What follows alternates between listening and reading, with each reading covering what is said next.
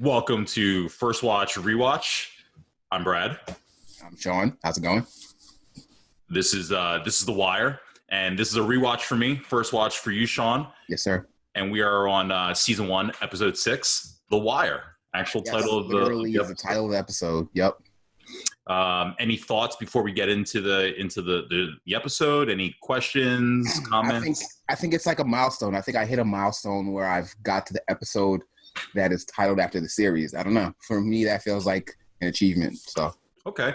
In watching it, I felt like there were a lot of really cool scenes and just great action going on that in watching your reaction to it, I kind of felt like this is the point where if people have made it this far, this is the point where the show really starts clicking with all the characters you were kind of being force-fed for the first 5 episodes. I feel like this is the episode where you're really seeing things come together. And if you've made it this far, this is the point where you truly get hooked. Yeah, I'm definitely hooked. So that's accurate. All right, so let's get into it. We start, and I don't think you noticed this at first, right? But we start with Brandon on the hood of the car. Yeah. And I guess it's a one shot, right? If I'm remembering correctly. And so they kind of starts from the dead body and goes all the way up to Wallace's apartment. Yeah. Yeah. So it starts with him spread out and it's just very vague. They're not very deliberate with the shot. You just kind of see there. And if you know him enough or to look for it, you know it's him, Omar's lover, Brandon. And it just kind of follows a telephone cable, basically, or a power line into a vacant apartment across the alleyway, and that's where we see Wallace. And we don't know it's vacant right away. For the record, like that's kind right. Of the end of the scene. Right. It's just it looks like there's a bunch of kids unsupervised. That's all we really know at that point.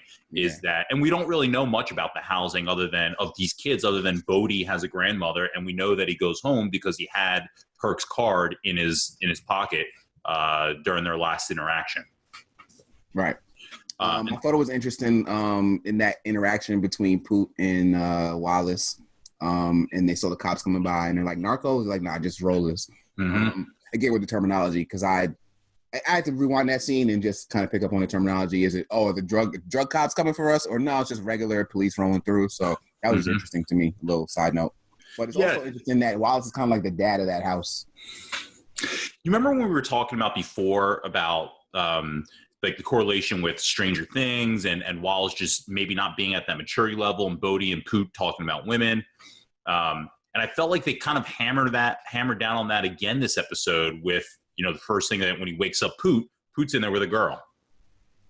And what's Wallace doing? Wallace is taking, like you said, he's the dad. He's taking care of the family. Bunch of orphaned kids and he's telling them, he's like, if you guys don't get up, you're going to be in foster care. You better listen to me. Like it's really, this is like the deepest they've gone into his character. And it's a perfect episode to do it after what he did last week, setting up Brandon. So. Yeah.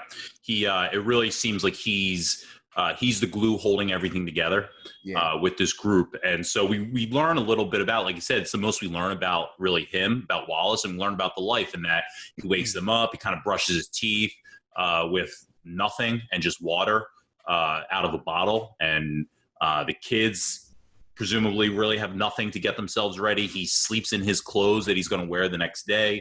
And then the kids get juice box and potato chip bags, a snack bag. For, I'm guessing that's breakfast and lunch for the kids. Yeah. And of course, one kid doesn't have enough for any snack. And Wallace tells him he has to share. And that is when they then walk outside, and we realize that they've been inside of a vacant house. And this always strikes me when you see on the door, it says, "If animal trapped." And I always felt that was kind of symbolic, that I guess a statement on the way that these kids are living their lives. Yeah, 100%. I got that same parallel when I saw that on the door. Mm-hmm. And of course, they go outside, and the first thing that they see pretty much is Brandon sprawled out. It really messes Wallace up. He's really affected by it. And I didn't necessarily... I mean, we'll hear his conversation with Dee later, but what did you think was going to happen, Right. Yeah. He, these are young kids, I guess, 15, something like that, maybe 16.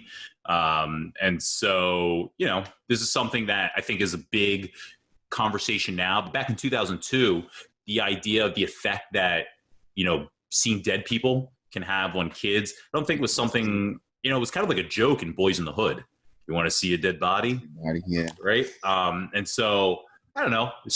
Like you said, it's really going to mess with Wallace. And there was another point to this that I wanted to make. Oh, this is essentially the follow-up to what Avon said he wanted to happen.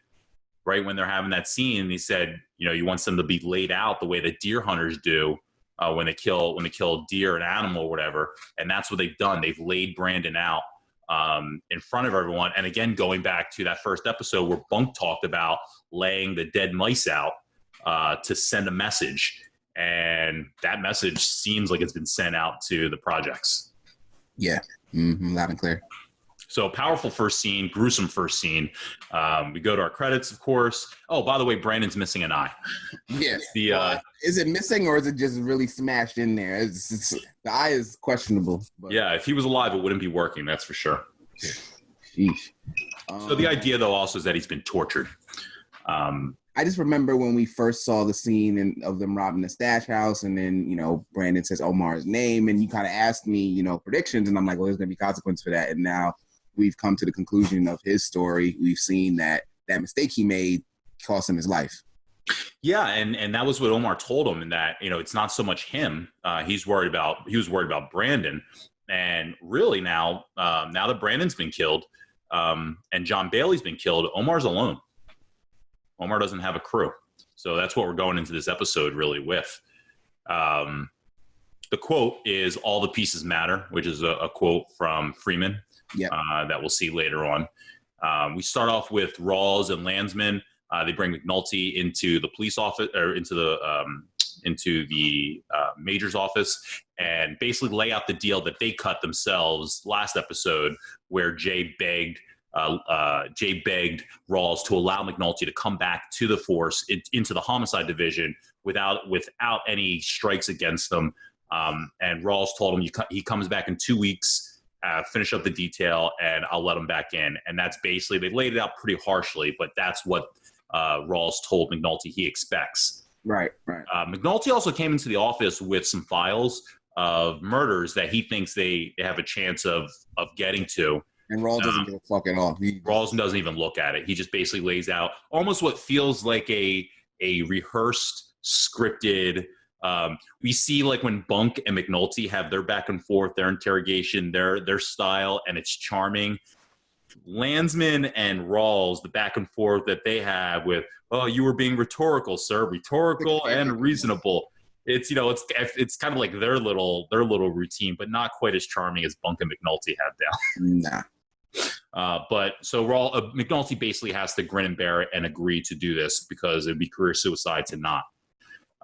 We move on to D'Angelo getting dressed. And this is something that I haven't brought up yet, but, if you look at his clothes throughout, the stuff he wears, turtlenecks and stuff, it does always seem to stand out from what everyone else is wearing. And this is what we see with D'Angelo, basically taking a long time to get dressed. Yeah, they told a little bit of story with him that they hadn't before. So that's another layer to his character, which on the surface may seem trivial. But to your point, I think it speaks to how he's trying to present himself amongst his peers and his superiors, how he's trying to present himself. So, yeah.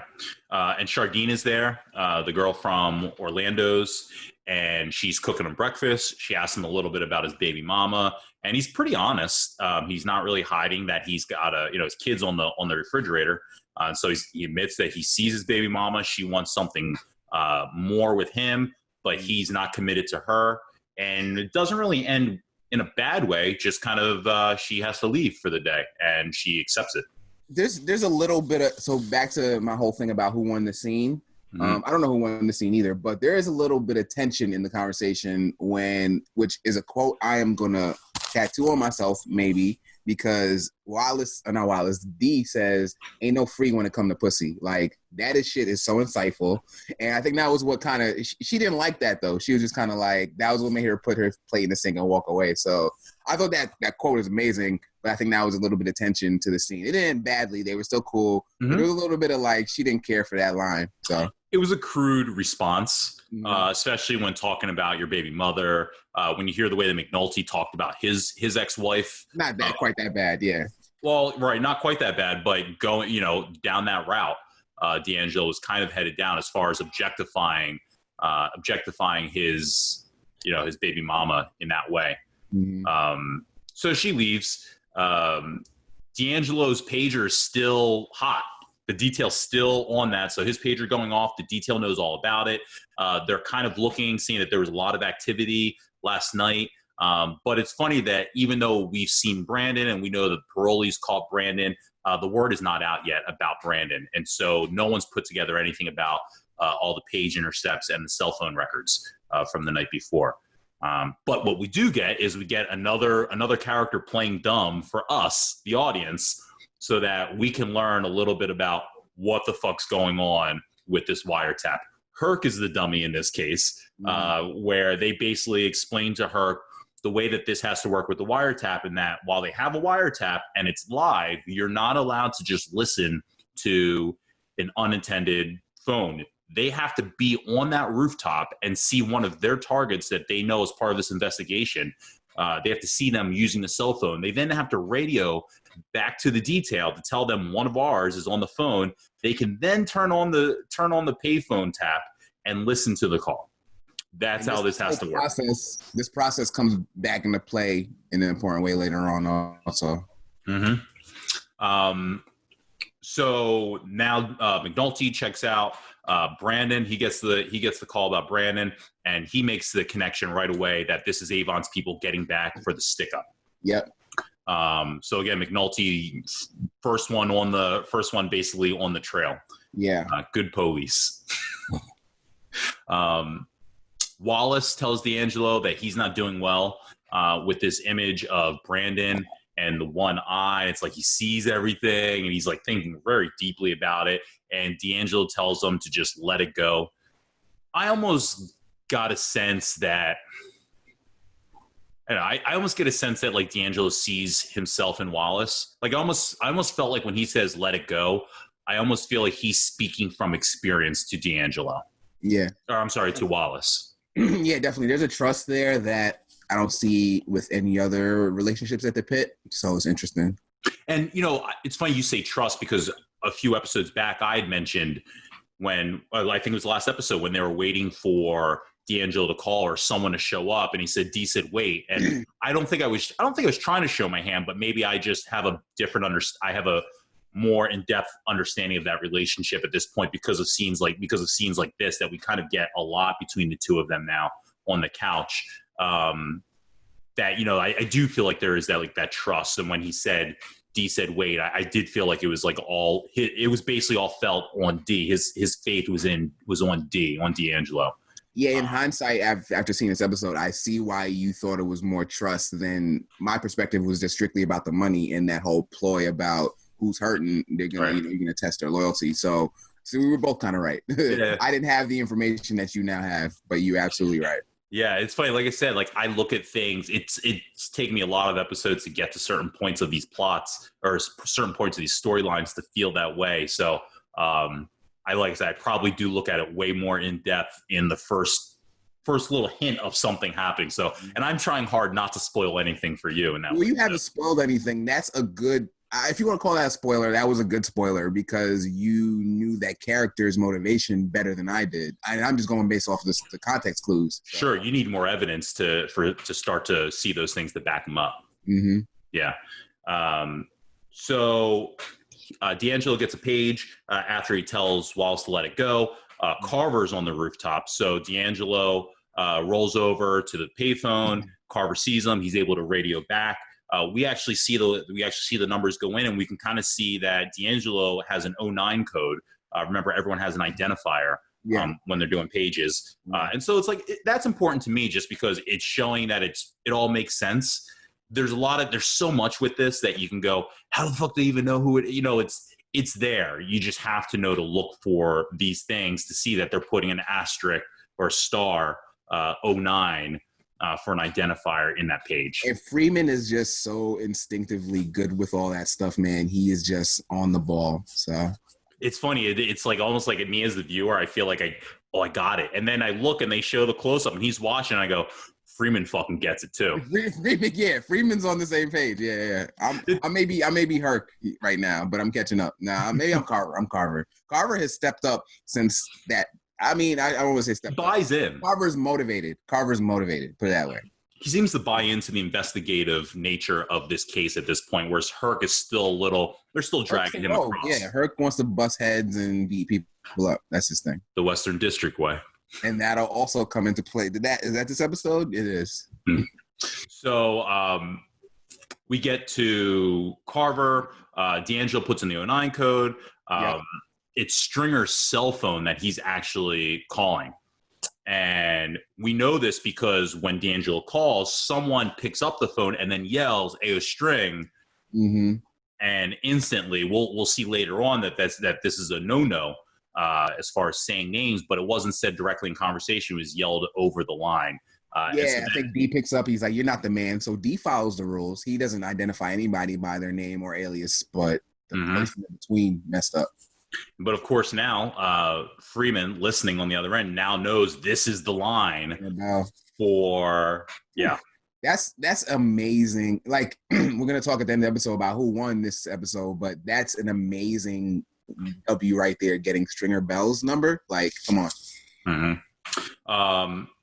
Bodie. So what actually happens on this phone call is that at the end of it, Stringer basically, I guess the way I interpret it is that Stringer asks D'Angelo if Bodie, the soldier, if he's worth it, if he's got potential.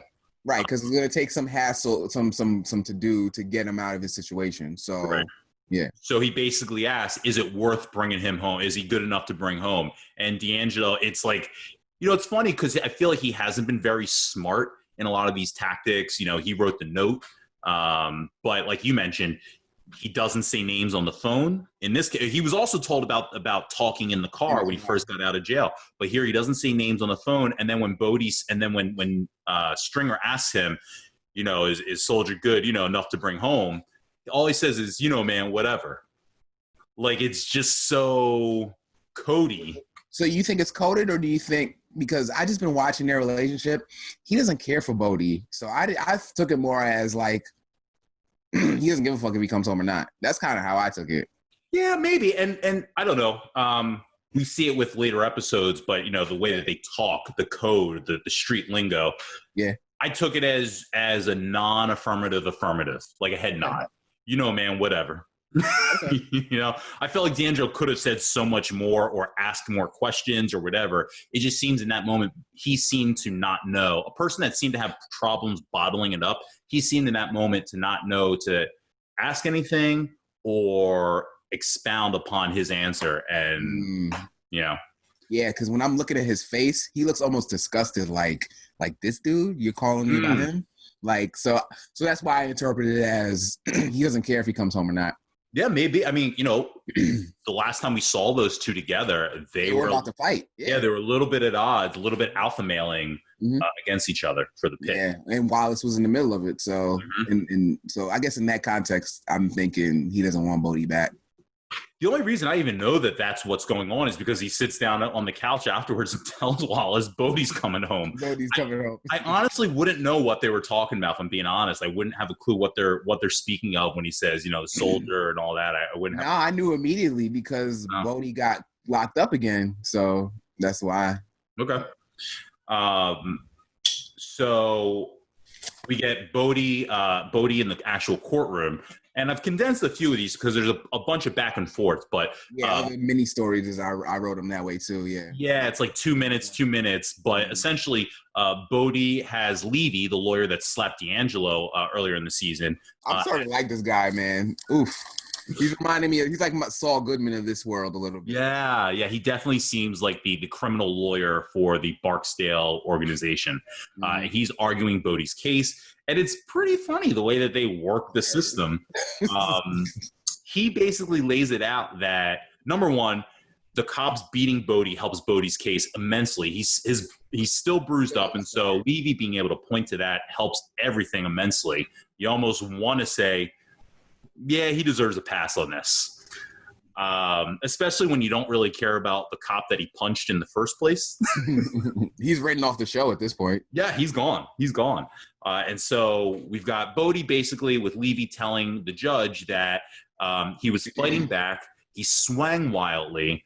We know that is not the case. He was being frisked, turned, and punched the dude, sucker punched him. He then blames the medication that Bodie was on. Why he left the facility. Didn't know what he was trying to do, and he was just trying to get back to his grandma. And this is probably the first episode that I went, oh, that's really fucking good. They gave us that go nowhere scene with Bodie's grandma a couple episodes ago, because now I see her there and it makes sense. Mm-hmm. Right? Yeah.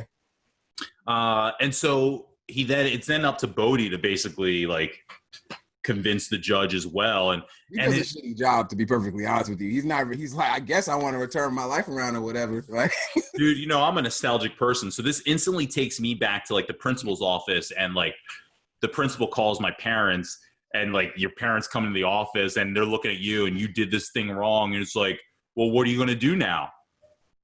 I'm just ready to be good.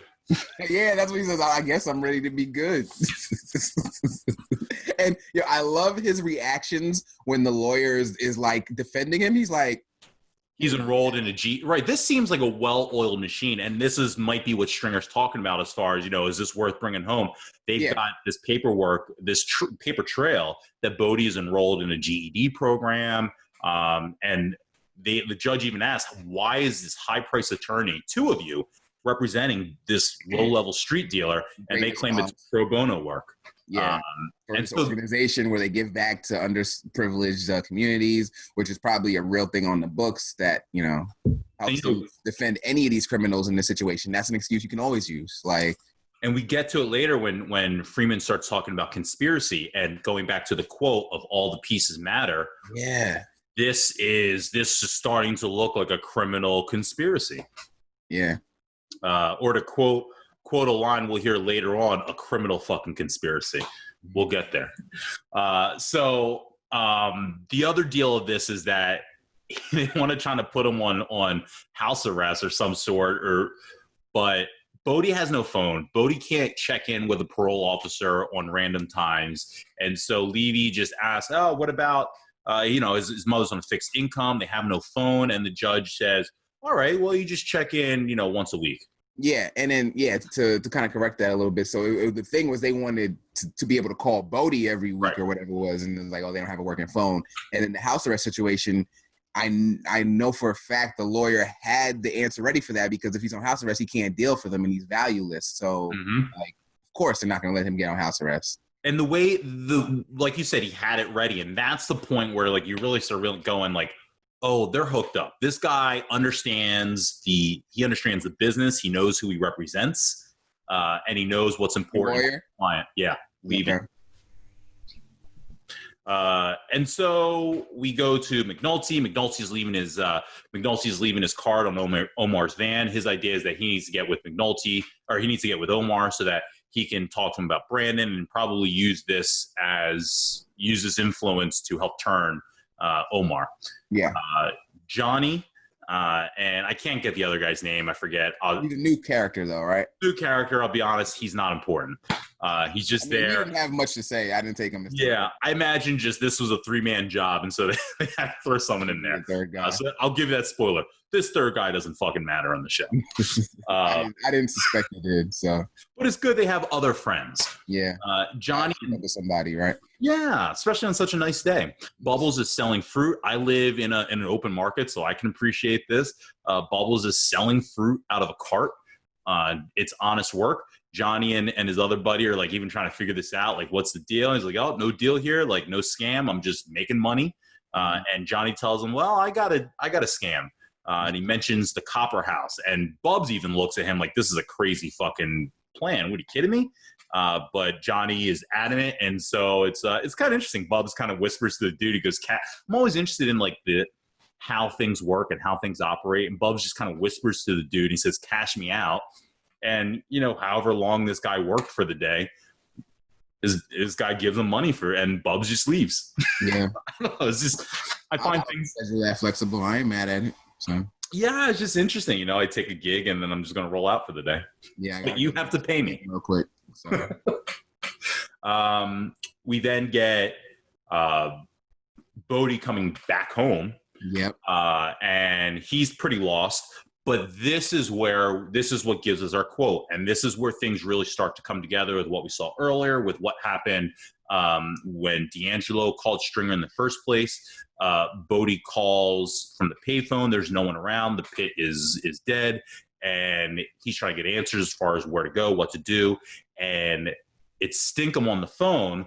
And we know because Bodie goes, Stink, what up? And he's immediately told, where's your manners, fool? And they're pretty short of them after that. And they say, there's nothing going on. Check back tomorrow. And Bodie's in the wind. I didn't even notice that he messed up by saying his name on the phone. I didn't even notice that. Oh, well, that's where, I mean, that's the scene. What we see then is that Freeman is with Prez, and Prez marks it as non-pertinent. Mm-hmm.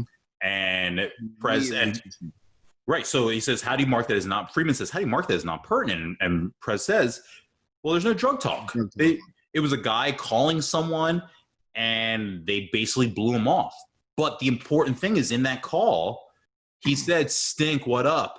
And Stinkum said, where's your manners? Don't say basically saying, don't say my name on the telephone. Mm-hmm. Freeman hears that, and he tells Prez, these are all, he says, every piece matters. We're building something.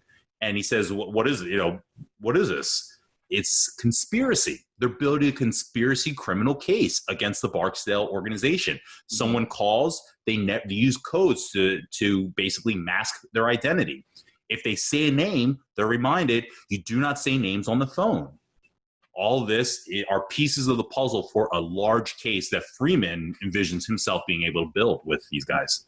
And you know how Kima was my favorite through the first couple episodes. Freeman has now kind of taken that role for me for sure. At least this episode for sure. Freeman he's just the mastermind. He's a quarterback right now.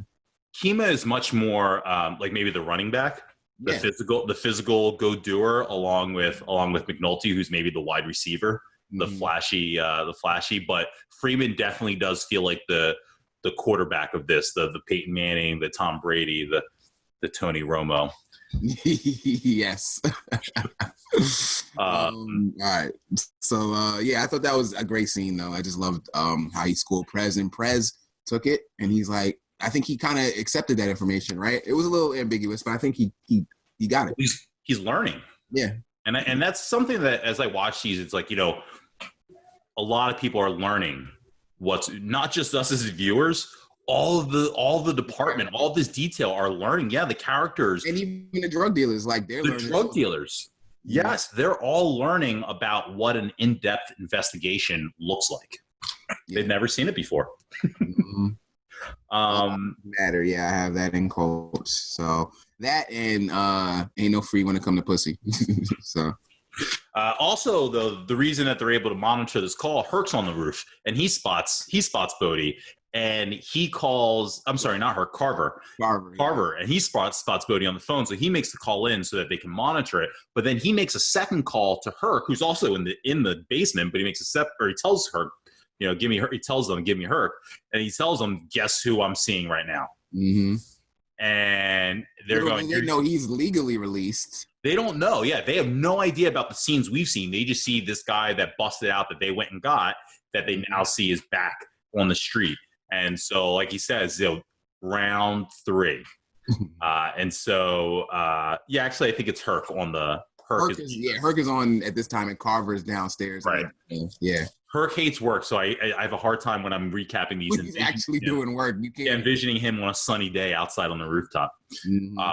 And so they roll right up on Bodie, and they just whoop his ass. And this was all off Superman punch him. and for people that are watching this, you know, we're building this show as it goes. I'm a huge fan of The Wire, and Sean is just starting now in this quarantine to decide, like, this is a great time to watch it. So we're taping this and we're figuring this out as we go, producing this as we go. But that was kind of the moment when they hit Bodie, that from then on we started recording just us watching the show, because your reaction to that was like YouTube worthy. I didn't get it because I didn't get it because I wasn't expecting it at that point. But when they hit Bodie, what's going through your mind when that happens? I mean, I'm a little annoyed.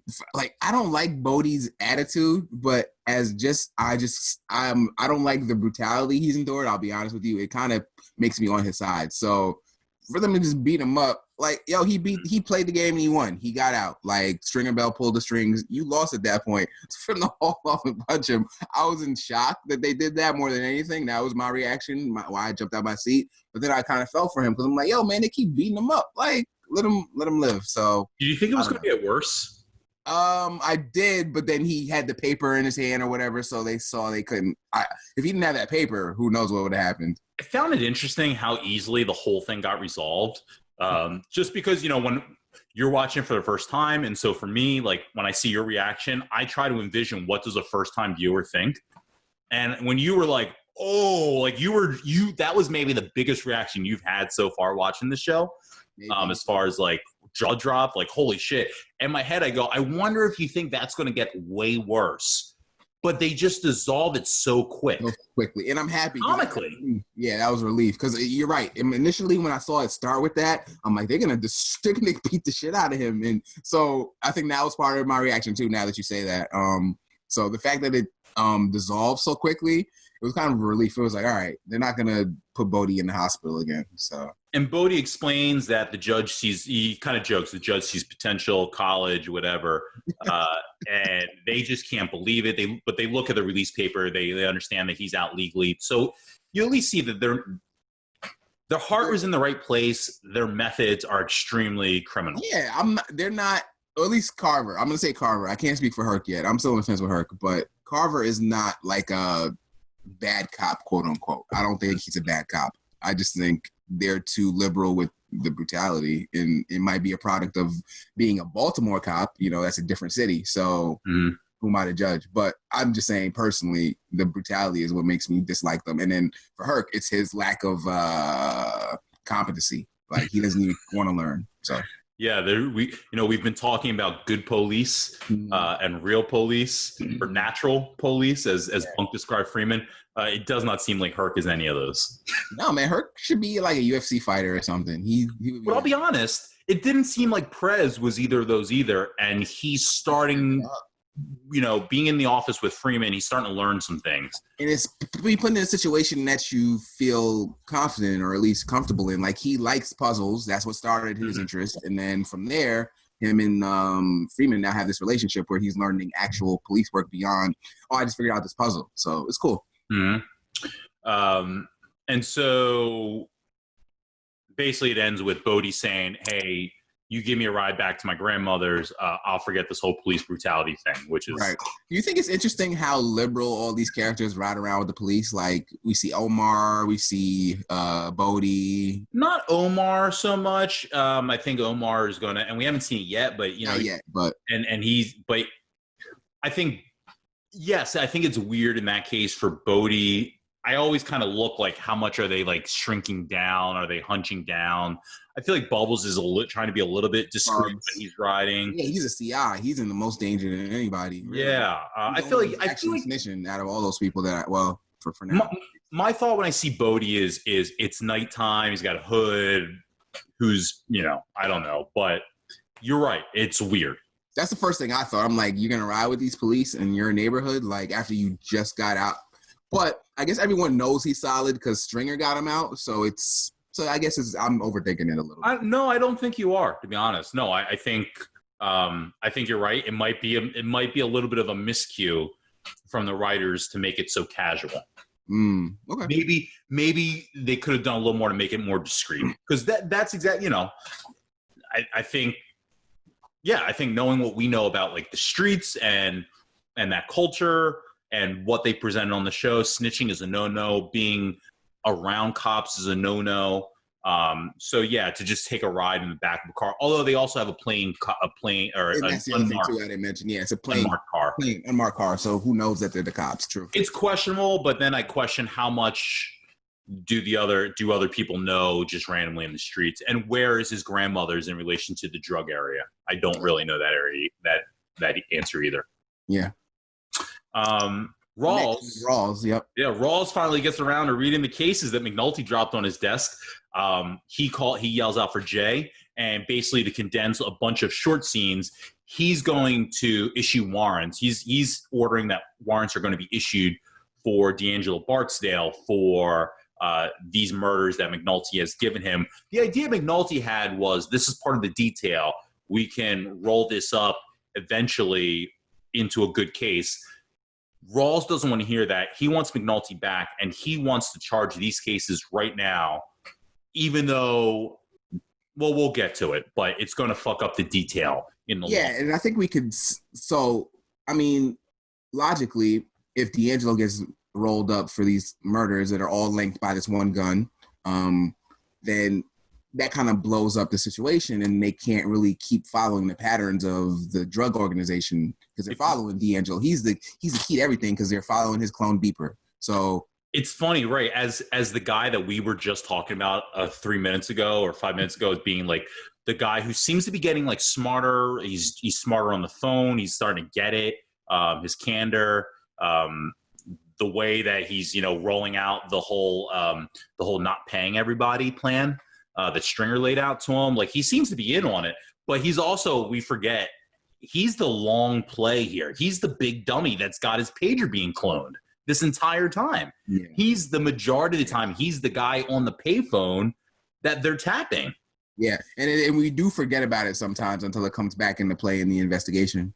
And so that's basically, and Rawls isn't really up on any of that stuff, but that's going to be the details argument basically, is that any movement on the Barksdale crew and pulling D'Angelo off the street is going to hurt our case and scare them. We've already seen, they're already worried. Barksdales are already wondering if D'Angelo has a snitch in the pit. And so anything more than this is going to really raise their awareness. But we don't get all the way there yet, but that's essentially what's happening. We get the result of D'Angelo holding out money. I talked about he's smart. He's figured out, we don't know how exactly, but he's figured out this girl, Cassandra, who we've really only seen like one time. She's buying groceries. And of course, the embargo is still going on. The pay freeze is still happening. D'Angelo's still not paying anyone. But here's Cassandra buying groceries, and he says late in the month, and what Stringer said last episode, you find out who's got money. And if they got money, that means there's something going on.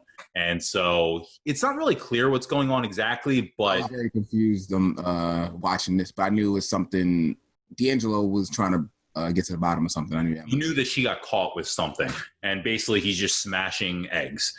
He'll later explain this to Wallace as far as what's going on. Polk comes down into the basement to join the detail. He's wasted. We haven't seen a whole lot of him. We haven't seen a whole lot of him, period. But since Mahone went on medical, he's been in despair. He tried to throw himself down the stairs. He failed at that, and so he's just getting wasted on his shift.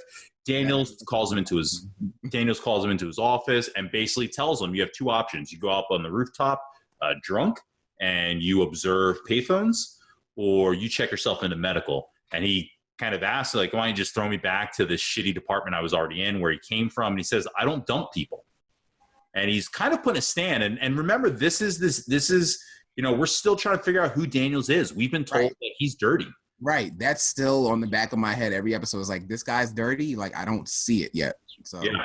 And so he really puts down like an integrity stand and says, one, I'm not going to let you just skate on your job. Two, I'm not going to throw you back to where you came from. I'm not going to throw you on some other department so you can just keep getting fucked up and being a bad cop. So you have two options. You go on that roof, you actually work this case, or you go to medical and you tell them that you're an alcoholic.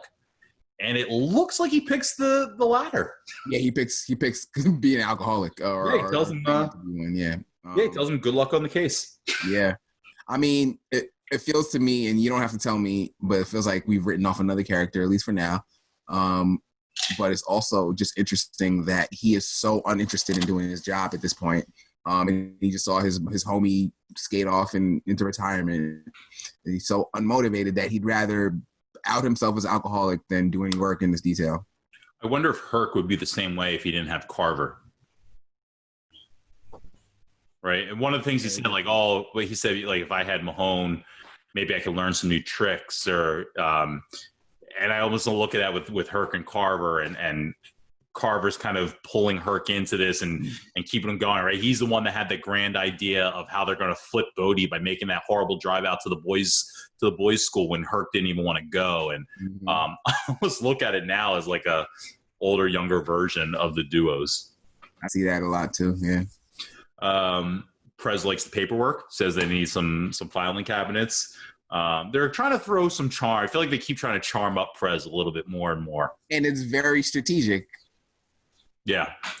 McNulty gets a heads up about Rawls and the fact that he wants to put these warrants. And so him and Greggs and Bunk and Freeman all meet up, and they basically decide that their only option at this point, there's nothing that they can do except for have Daniels as the head of this detail go to Rawls and try to make him back down. That's their only option. They individually don't have any power over Major Rawls.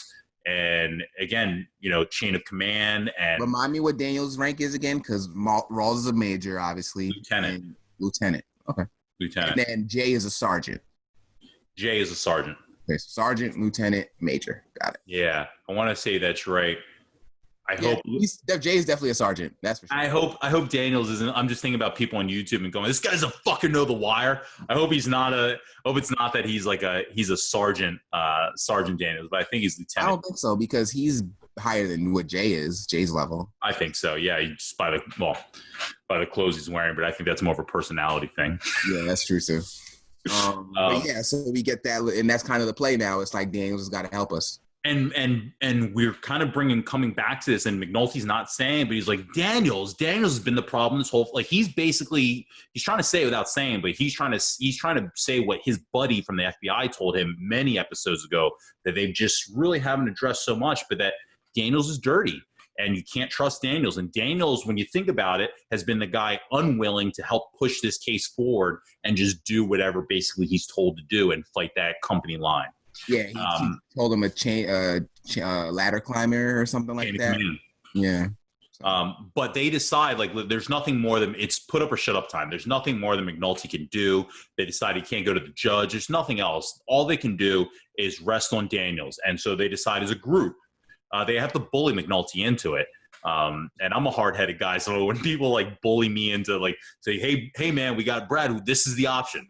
This is it. Even though you don't like it, this is the option we have as a group. And you go, all right, fine. He's like, his arms are crossed, and he's like pouting across the walkway. He says, all right, we're going to take this to Daniels. You make a good point. I don't know if he would be so against this idea had he not got that information about Daniels potentially being dirty. Mm-hmm. Like, because just based off of Daniels' character, you think there's a 50-50 shot at least. Yeah, I mean, I'll be honest. If I'm looking on the surface, Daniels just feels like a company man. Yeah. But we got this looming detail that they, and I'm taking this FBI guy at his word. They did an investigation, and he's got more money than he should. And that's kind of where they were left with it. And so he characterizes it as he says dirty, and so I'll say he characterizes a much more filthier thing, but we don't really know anything about it because it wasn't taken any further. We just know it stopped with Burrell in reality. And so Johnny and Bubs now are going to do their copper deal. And basically, here's the scam. Johnny's going to run in front of a truck. The truck's going to hit him. He's going to let the truck hit him. He's then going to distract the driver who's got all this copper piping in the back of his truck. Yep. And this is why they need this guy that we never hear from again. They need both of them so that they can put this copper into a shopping cart. And Johnny just happens to also have this colostomy bag. That was crazy. Add a little flavor to the scheme. So he gets hit by the truck. The truck driver gets out, tries to help him, pulls the colostomy bag. It looks gross as shit. And while this is going on, Bubs and the other guy are unloading the copper into the cart, and they take off. And it's funny, they even yell, "Run, Forrest, run," because Johnny's got the brace on his leg. But it was all part of the plan, basically. Yeah. What? And that was all Johnny's plan. So yeah, they'll name it later as White Boy Day for Johnny. But down on him. What you have to go through to get some money It's a lot. So we smokehouse. That's where that culminates. Mm-hmm. We get back to Daniels, and he tells McNulty and Kima no. So basically, it plays out exactly as McNulty suggested that it would, and the case looks like it's pretty much dead.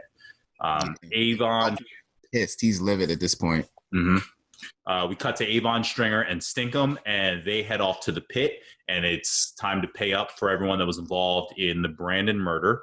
And I don't know. So first of all, this is like I said, this show often has shots that look like it's like college film students.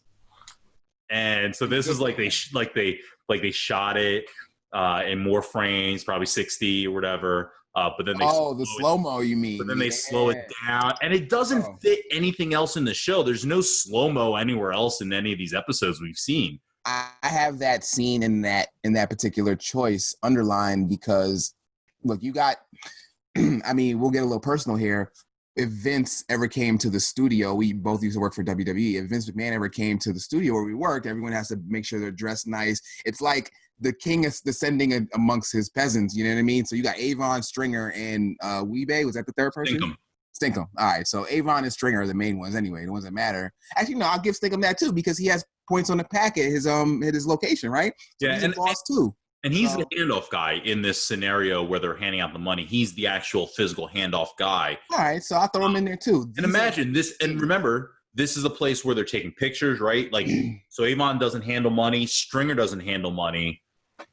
Stinkum's handling the money. Stinkum's handling money. But I mean, to answer your question or to comment on that, I just loved that they made that slow motion. It's Avon and Stringer come into the pit together after killing two Omar's dudes. Like, it's a big deal. They're making a statement. It needed that treatment. I love that choice. So yeah, it's almost like rally the troops, right? State of the Union type of thing. Yeah, it's But in this case, it's bonus payday. And I don't know. My thought is that Avon completely looks like he's playing dress up. He's got the hat. He's got the like, it looks like he's got like the fresh State Farm denim. He's not wearing like anything he wears when he's hanging out in Orlando's in the club or when he's at his girlfriend's or anything like that. Like, I mean, you got to see the king in his robe, right? So I can see that. But this coming off of when we just saw D'Angelo kind of play dress up. Yeah. In my mind, I just went, wow, he's, it's such a dope scene, but he doesn't ever look like that in any other scene. You know what? That's a very good point. I didn't notice that. I was so enthralled by the slow-mo and just, the king is here that I didn't even think of that, but it makes perfect sense in the story. But it does make a statement. Like you just said, the king is here, and that's what it looks like with this walk-up scene. Mm-hmm. And basically, it was $2,000 was the bounty on any of Omar's people, and so $500. We learned basically how the operation played out from this payout. Yeah, which is awesome. $500 is going to go to Wallace for pointing the finger. $500 is going to go to D'Angelo for making the call. Mm-hmm. $500 is then going to go to Bird, who we've only kind of seen and we've heard about as the guy who did the state witness murder. Yep. And another $500 goes to Weebay, who we've seen a bunch of times. So I thought that was cool. It was like exposition, but not. I loved it. But can you explain to me what Bird did and what Weebay did? Because that I kind of got lost on. So I think they did the actual killing, the actual torture. They both did the killing. They said like one kind of like stuck. We know that for muscling up or whatever. Yeah, that's what it was. If you remember when they pulled up to the Greeks, to the arcade, when they pulled up, it was Weebay and Bird. That was the first time we saw Bird.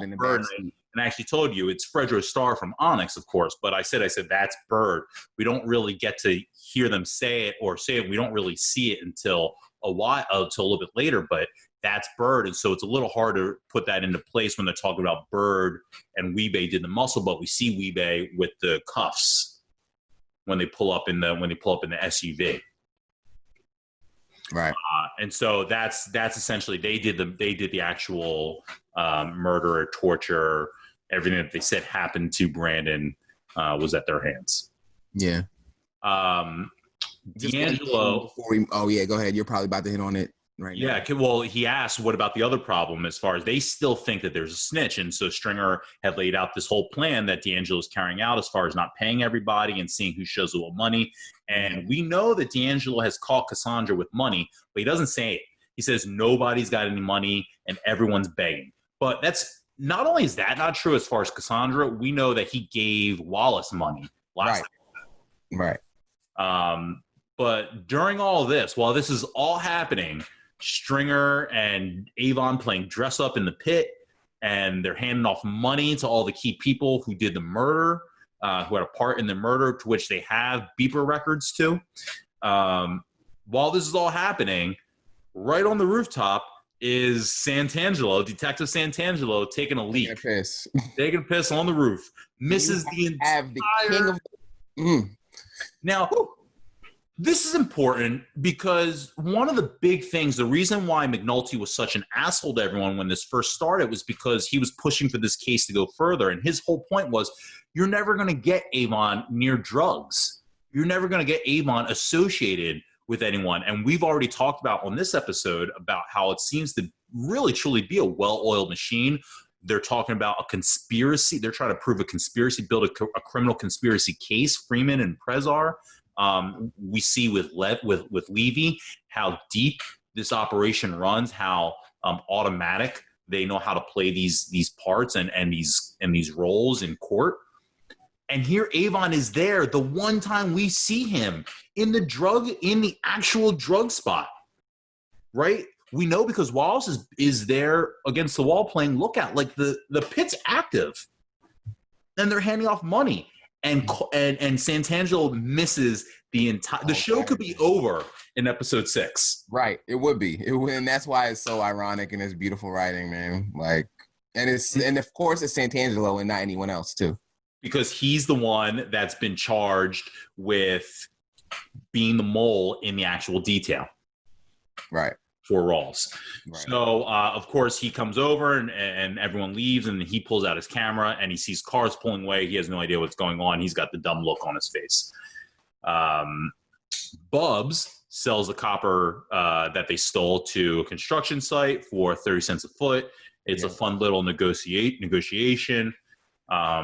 Daniels, despite telling McNulty and Greggs no, he does go to Rawls and he fights his best fight.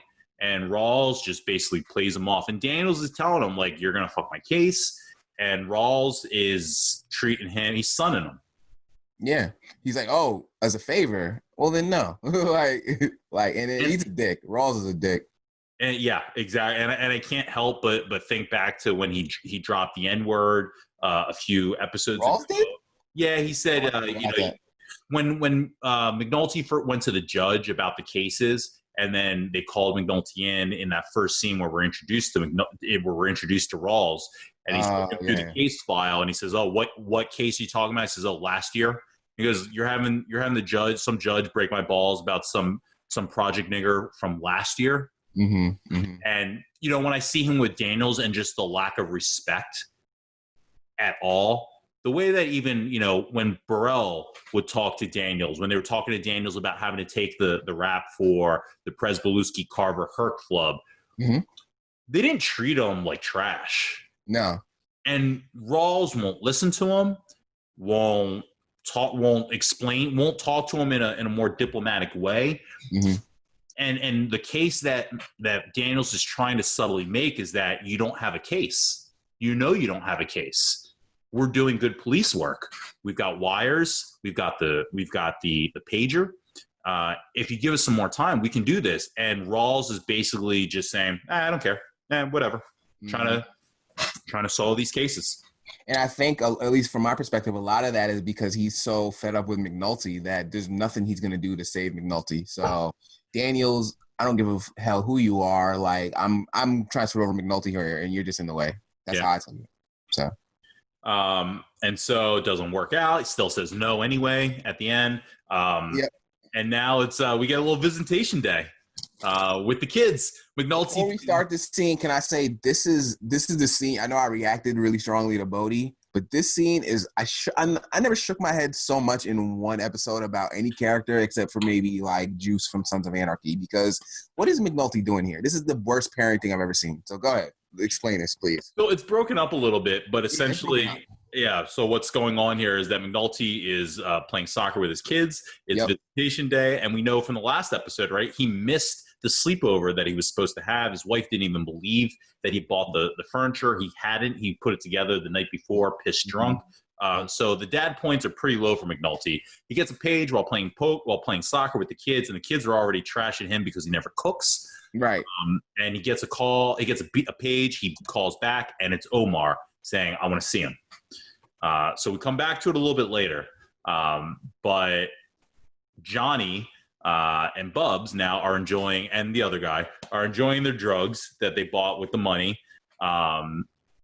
Thoughts of the house? We get to see, I feel like every time they're in a different spot. Are they? I don't know this backstory between where they smoke up. I don't know if these are like condemned houses that they've broken into. It looked furnished, so I don't know. It looked nice. I don't know. It looks like what Wallace and Poot might have been living in. Yeah, it looked livable. Yeah, I guess nice is strong. Yeah. So I'm starting to imagine that they're all living in vacant homes. Okay. That's how I'm envisioning it. Got it. And so it's just a mess. It's completely trashed, and Johnny is head over heels with his plan. My plan worked, and Bub says, "Here, white boy day." But Bubs wants to now steal the copper back from the guy that lowballed him on the copper pricing. And that's the plan. And then, it's a little bit of silence, and Johnny says, "You good?" And Bub's like, "I could do one more, top off one more." And so Johnny decides he's going to go back out and buy more drugs. And it's kind of like this, I don't know, there's never enough. That's like the feeling I got from them, is that they seem high as shit. Yeah, they have Bubs is drooling as he's looking out the window. So Johnny leaves, and we'll get back to him in a second. But McNulty, now we go back to McNulty picking up Omar in this dark alleyway. And it almost looks like, we saw Omar before walking with the shotgun whistling. So when you see Omar walking down a dark alley by himself, it looks scary as shit. And here McNulty's got his little kids in the back seat, and the kids are looking like, what is this? And Omar is beside himself. He's been crying, and he's taking Omar to see Brandon. That's the gist of what's going on here. I was so distracted just by the bad parenting that I couldn't even register. I mean, I know what happened, and I know Omar sees Brandon and he yells, and I don't know, man. The bad parenting just overshadowed everything for me. From, like I said, the previous scene where he's like, we'll go buy some Italian food or whatever. It's like he never cooks for these kids. The only reason he's hanging out with them is because he thinks the detail's over. Like, that's the only reason why he's actually spending time with them. They're like, "Daddy, you're not working." He's like, "Work sucks." So the only reason he's being a better parent is because the detail might be dead. And then on top of that, there's a chance that now he can find a thread to bring it back. And he's bringing his kids to a morgue with a known murderer, like with the most dangerous man on the streets. What are you thinking? I don't know. I was so distracted by that he put Omar and his kids in the same car that I don't know. And even, when they get to the morgue, his kids say, just to jump ahead a little bit, because it's all the same kind of thing, but his kids say, it's a school night. And so, imagine this. I have memories of like when my mom was buying a new car back when I was in like 6th grade, and it took like 3 hours. And so it's like 7:00 at night, and I'm having to do my homework in the car dealership. You know what I mean? Like sit in the chair and think like, oh, it's a school night. I got to do this homework until my mom can bring the car home. And like here, these kids are sitting in a morgue. Right. With Omar, the terror. Crazy, but. So that's all those scenes kind of condensed. It kind of goes back and forth between that and then Johnny and Bubs, and Bubs is, still high, and he hears screaming outside, and it's Johnny face down, being searched, being arrested for possession. Right. And presumably that's the stash he just went to go pick up for them to smoke. Right. And this is when we see the drool from Bubbles, but Bubbles says that boy ain't got no luck. Yeah. And it's funny because, he goes and gets him at the hospital, and we'll still see later on, he goes and gets him again. And despite all of Bubbles' drug addiction and fucked upness, he keeps coming back for Johnny. Yeah, he really cares about him. Yeah. He does care about him. Yeah. D'Angelo asks Wallace what he's going to do with his money. And again, they hit on this again. They ask about again, you got a girl? Spend all your money on a girl. And it doesn't seem like Wallace, again, this is the kid that was playing with action figures. And it's not like this is like a thing on the show. It's just a character thing I feel like I'm picking up on of he's just a little bit more immature. I feel like they're going out of their way to bring it up that he's not into girls. He's not at that point of maturity. Right. When he's forced to kind of be more mature in all his other dealings. But yeah.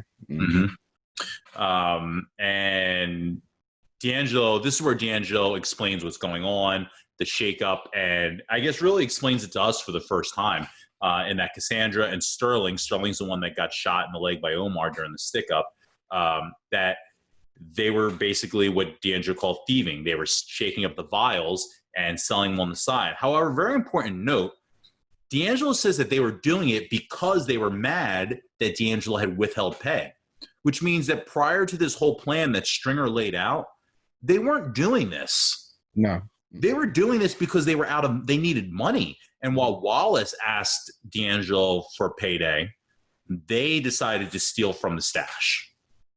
And he basically lays out, and you get to learn a little bit more about where D'Angelo's head's at and the things that he's talked about as far as violence in the drug game, and telling Wallace, what do you think would happen if I told you and Bodie and Poot about these guys thieving? What would you guys do? Not even that, String in them. Right. And then if you told String, exactly.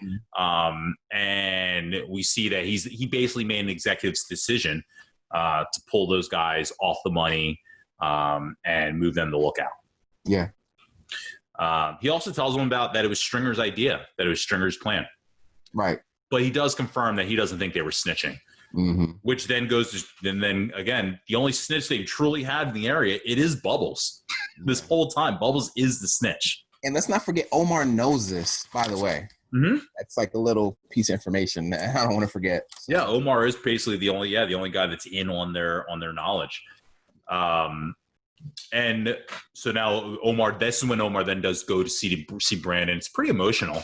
And I don't know Michael K. Williams from prior to this. I know he's done stuff after this, and I've seen him in things here and there. I saw him in Sopranos in a small role, but you believe this. I can't imagine it's easy to play a hardcore gangster, killer, gay man in the inner city. But everything with this, with Omar, the emotion that he shows, the anger, the tears, the sadness, I feel it. Yeah. Now I will say I'm a little skeptical because Omar is so and we'll get into it more as we go on with his story, but Omar is such a gangster, like you're saying, that I'm skeptical as to now with him being with McNulty, what's his end game now? All right, so Brandon's dead. You want revenge? Like what do you want to do? So we go right to Omar the next day with Kima and Greg's, and they're saying pay it back. And basically they're bringing him into they're going to expose him to their operation. They're going to let him see the crime board that they're making. Yep. And they're going to. Do they purposefully let him see that, or does he kind of see that out of the corner of his eye? I think it's on purpose. I think they now realize that. I don't think they fear Omar going to Avon and saying, hey, these guys are on you now that they've killed Brandon. And they even say, he says, why aren't we in a real police station? And they tell him, we're they kind of relate to him. Like you. Yeah. We're playing the game for ourselves. And it's funny. Omar said in the beginning, a few episodes ago, when Brandon was alive, when they approached him in the graveyard, I can't just come out and help you guys. Snitching, I don't think that's how the game's played. And that's exactly what he's doing now. He's snitching. Why, yeah. Yeah, he's straight up snitching. He's just going to, whatever you want to know about the Barksdale crew, I will tell you. He's going to help them try and basically charge Brandon's murder on top of that. But these are also the reasons. Right? They're still trying to charge him for that murder as well, right? But this is also the reason that Bubs decided to do it when they jumped Johnny. I assume that Bubs was the guy that he'd known Kima all this time, and he talks about different times he's helped Kima with snitching. But he really, that was the thing that pushed him over the edge, was his friend, having violence done on him. And so now Omar is in the exact same boat. And he basically, they explained to Omar what happened to Brandon as far as the torture, the cigarette burns, and that they were trying to get information out of Omar or out of Brandon. And we can assume that they didn't get it. He never gave Omar up. And so they asked, Omar basically tells them Brandon's last 24 hours as far as where he went, and the timing. And we see Freeman's ears perks up as he hears all these details. The times specifically, I should say. The times. And I don't know, great back and forth. We learn there's so much fan service in this for Omar. When they say, when you've been in the game as long as I am, you do this thing on your name. And they say anyone coming after Omar's got to know Omar's coming after them. And do you know this meme? No. Oh, so this is a great meme out there of Omar, right? Oh, indeed. If you type in "oh, indeed," you will get Omar saying "oh, indeed" after this line. This episode? Yeah, from that line when he says, "Anyone coming after Omar's got to know Omar's coming after them." So yeah, there's memes from this show that come up from time. So I'll ask you to just search for it and see if you recognize the facial. All right. When I get to the Weebay one, it'll be a milestone, I'm sure. Yeah. So Omar basically names Weebay, Stinkum, and Bird as the guys that he heard were the ones that did the snatch on Brandon at the Greeks. And we know at least that that's probably true. We know Weebay and Bird for sure, but it makes sense that Stinkum was also there. And McNulty, once he talks to Freeman about the times on the pages based off what Brandon was saying, they're putting it together, and he sees this is probably what the pages and the payphone intercepts the payphone intercepts were, and McNulty explodes on Daniels. It catches Daniels completely off guard. And it's super awkward in front of Omar, but he said, it's your fault. It's on you. This one, calling this one, the exact way that you and I laid it out in the last episode of how it all played out. Daniels is learning this right now from McNulty and in this rage, and he storms out, and Omar looks, it's bad time for y'all. It reminds me that you got to give Freeman some props. That was his even though he's not a key emotional player in the scene, he is the one that figured out the pattern right away once he heard Omar. So it reminds me of the awkward dinner in Breaking Bad with Jesse and Skyler and Walt. Yeah, where Jesse's drinking the water. Yeah, a little shorter version of that in the same vibe. McNulty and Freeman go to the Greek to do some more investigative work on the Brandon murder, and the guy there tells them that Brandon was arrested. And it makes sense because we did see Weebay in the car the last episode with the handcuffs, but he doesn't name Weebay or Stinkum as anyone that he recognized in the actual spot when they gripped up Brandon. So the payphone outside, though, does match to the intercepts that they had paging D'Angelo that started the whole trend. And that's, we know, is where Wallace and Poot called D'Angelo from. So they know that they're on the right case. Right. Daniels, now, after seeing the pictures of Brandon from McNulty, goes to Forrester, and he asked him if he can help with this whole Rawls thing and getting him to step down. And Lieutenant Forrester basically tells him, you're on your own, dude. And he, you know what, Forrester, and then just to help my memory, and then you can correct me if I have any of these details wrong. Forrester is the dude who's associated with Presbeluski, right? No, that's that's not okay. Valchek. That is Valchek. Yes. So remind me why Daniels decided to go to Forrester for a favor. I think that's he's just ranking. He's just senior. He's an older guy, obviously. Okay. So I think I know that Daniels has suction, as they put it, with Valchek. Right. So I assumed once Rawls shot him right down, in my head I'm thinking, all right, he's going to go to Valchek for some, to help out. But so I guess I put those threads together in my head and assumed that Forrester was Valchek. But you're telling me Forrester is not Valchek. So no, I think Forrester is, and he could be a major, but I don't think so. He's a major, I believe. I thought he was a lieutenant, but he might be a major. But he says Rawls outranks me. Yeah, he did say that. Yes, for sure. Yeah, and so he's not willing. He gives them basically like a lesson, like, you do not cross Bill Rawls. He's as ruthless a fuck as anyone in this department. And so he basically warns them, stay away from going against Bill Rawls. And he's like, for an op that, or for a detail that the ops don't even want. So he makes a very strategic and very logical point. So. But it's clear that it is clear that McNulty's push with Brandon in these pictures is what's pushing Daniels at this point. And so we go back into Omar, and he gives up Bird as an eyewitness in the case. They basically lay it out that, that's not going to be if you're telling us that we can find him, that's not going to be enough to get a warrant, and we need more of that. And so Omar says, well, what do you need? Eyewitness would help. And so he tells Kima, yeah, I saw it. Now, does it bother you that, again, this was the second time, granted, it's not two kids, but Kima along with Omar, I was like, there was no one else in the detail in the office. It was right. Daniels went to go speak to Forrester, and then McNulty and whatchamacallit left to go. Yeah, everybody was gone. So McNulty and Freeman, they were gone too. I like to think that maybe Prez was there somewhere in one of the rooms. But that just speaks to the fear. That just speaks to the character that he built up of Omar. Now, I don't know if that's me bringing my own knowledge. Well, I don't have that much knowledge of the character. I'm lying. So I just know he's a badass. So I was terrified of her. I'm like, you left her alone with, granted, she's a competent cop. She's capable, but it just, I'm being honest, I was worried for her. I'm like, why are you alone with him? So. Yeah. No, it's interesting that, what they've built up with him and the distrust that you still have for Omar. Yeah, for sure. Like, I thought those were two bad moves, being alone with the kid, or not alone with the kids, but being with the kids and knowing his kids, and then being alone in the office with Kima.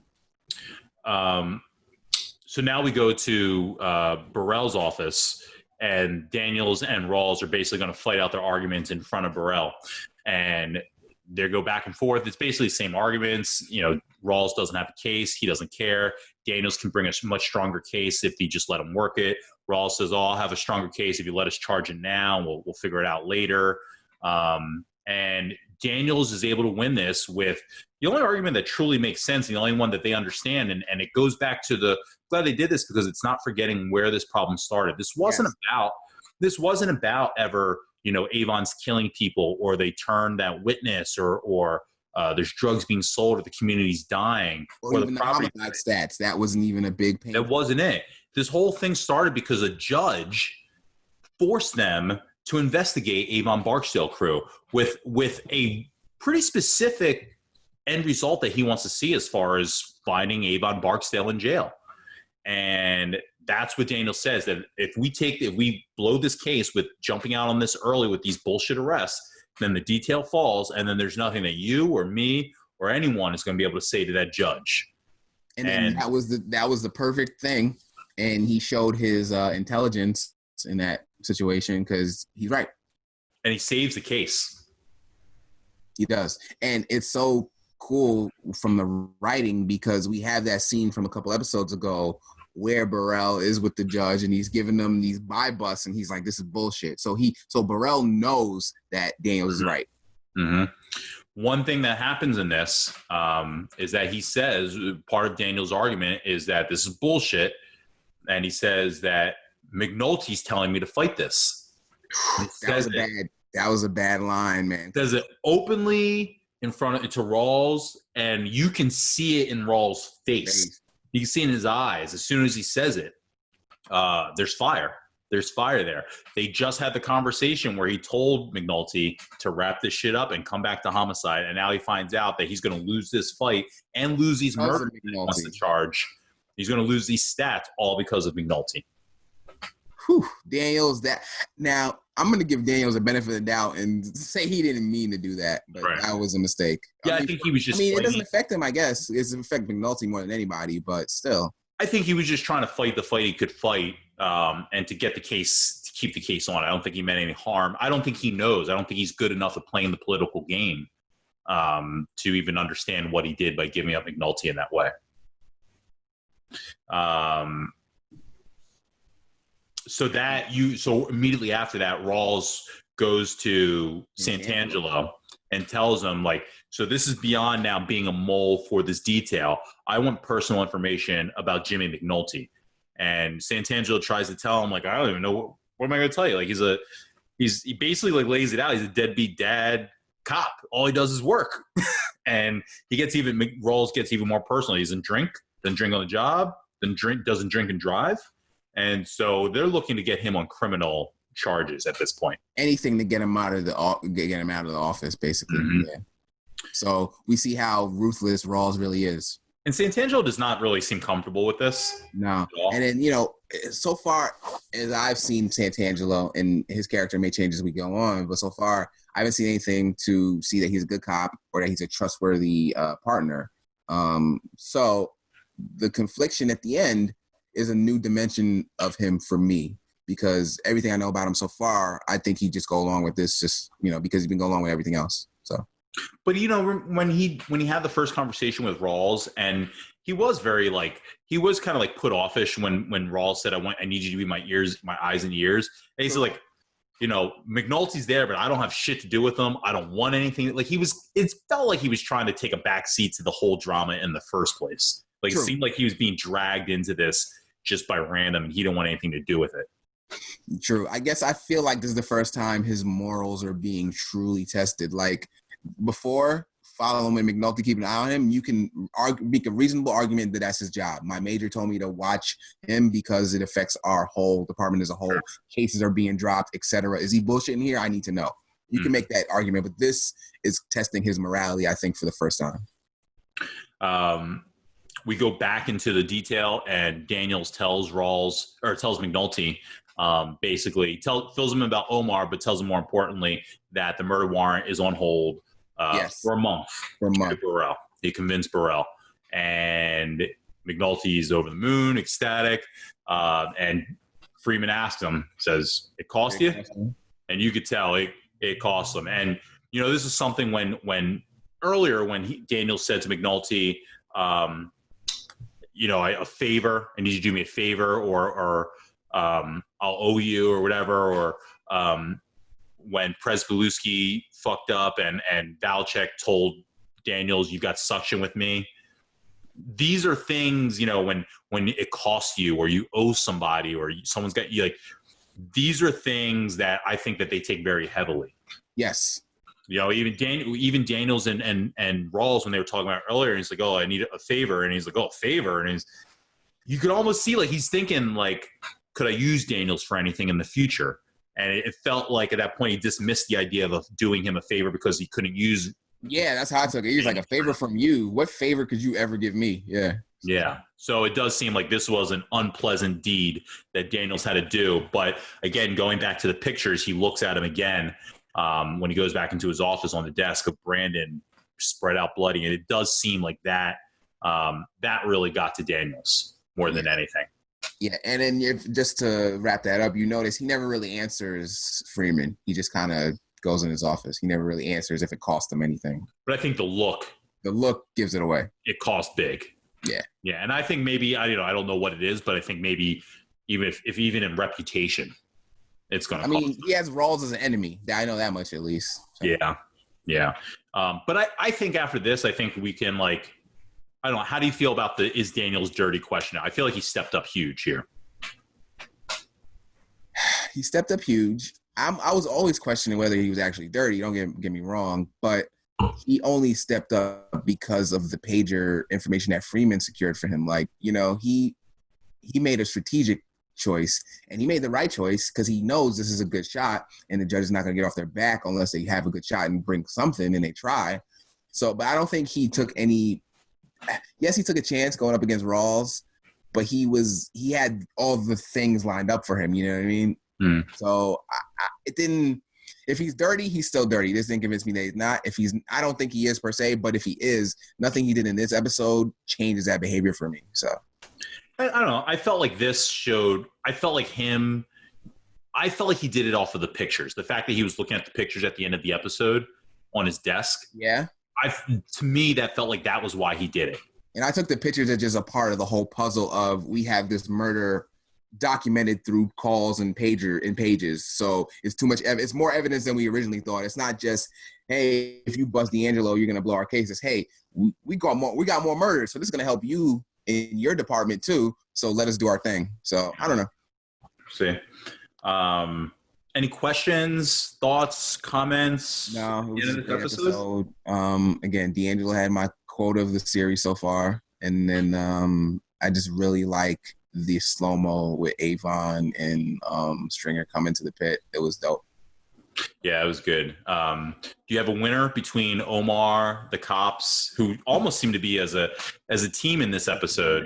Yeah. I mean, I've got to say, Omar's out of the rank now. He lost his organization. He's a lone player. I can't give him the same. He lost.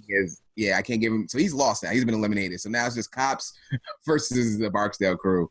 And right now, the cops got it because they have these pagers which have the murder documented. You know what I mean? They don't have the name. Oh, and they got the name from Omar. So they got Stringer. Yeah. The cops are the one win. I want to say for the Barksdale crew is Santangelo taking that leak. That is you know what I mean? Because that's game over if he's not. So, But yeah, they definitely felt to me like they were one step behind the cops in this one, with the cops decrypting the different cell phones, getting on the Stringer cell phone, and the whole idea that they're hiding their identities in the first place. Yeah. So it's a win for the cops this week. All right. Well, next episode, season 1, episode 7, 1 arrest. We'll get to it, and I don't know, leave your comments down below. It's Sean's first watch. It's my rewatch. I like that. Sean's first watch. It's my rewatch. That's it. All right. We'll see you on the next episode.